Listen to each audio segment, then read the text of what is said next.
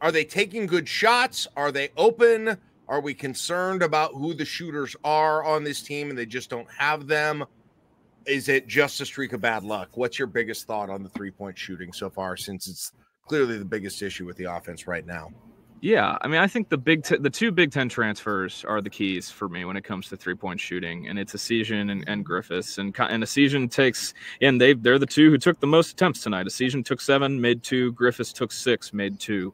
And I think those two and their outside shooting is kind of, I mean, yes, it's November, and now's not the time to overreact and overthink. But I think the ceiling of this team is going to be greatly impacted by those two getting it going from 3. That's why you brought them in. They're experienced guys. They've played in the league. They know the league. They know what it takes to win in the league. And you'd think that going from playing for Greg Gard and Steve Peichel to playing for Fred Hoiberg would give you more, opportunity to have free-flowing, threes, catch and shoot threes, all of those. So I think it starts with those guys.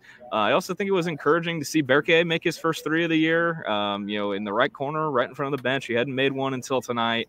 And he remains the international man of mystery on this team. Yeah. He really does. And I agree. And I think that those 3, all ironically enough, Big Ten transfers, technically guys that came in from other Big Ten schools. Those are the 3 guys that I'm keeping my eye on the most, because I don't think you're going to see Bryce Williams look like he looked tonight every night. But when he is looking like he did tonight, those are the 3 leading candidates to step up and pick up the slack. And the only of that group you talked about, Esiason hit 3 for 4 in the first game. Nobody else has lit it up from 3 in that group that you've talked about so far either.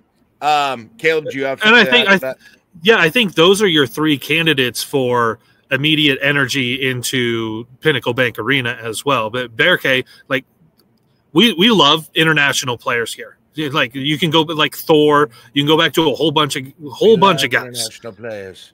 Yes. Yeah. We love the international players in Lincoln, Nebraska.